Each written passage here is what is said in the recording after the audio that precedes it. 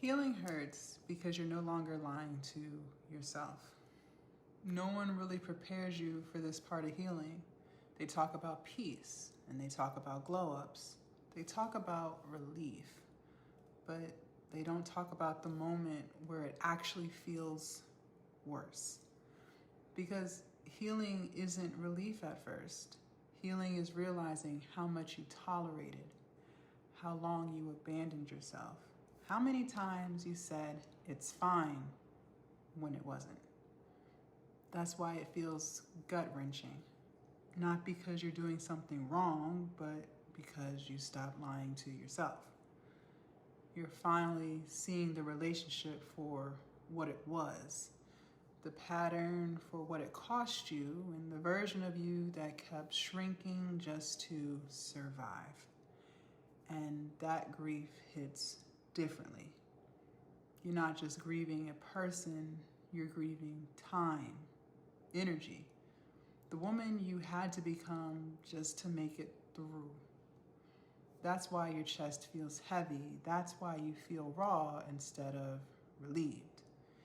Healing isn't calm in the beginning, and honestly, it's honest.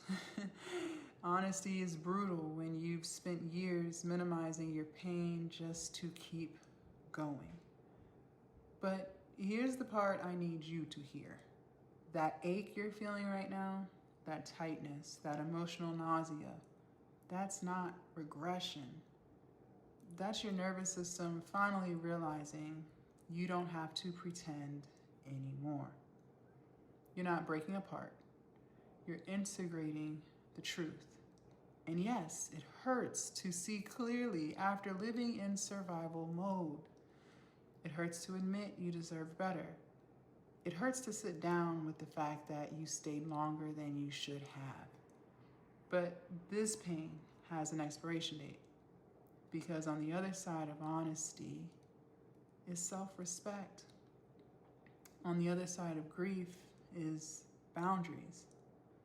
And on the other side of this ache is a woman who no longer betrays herself to feel chosen.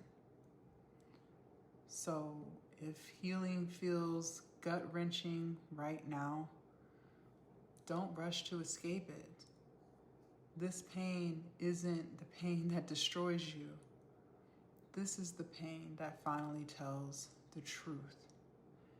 And once you can sit with the truth, you don't go back.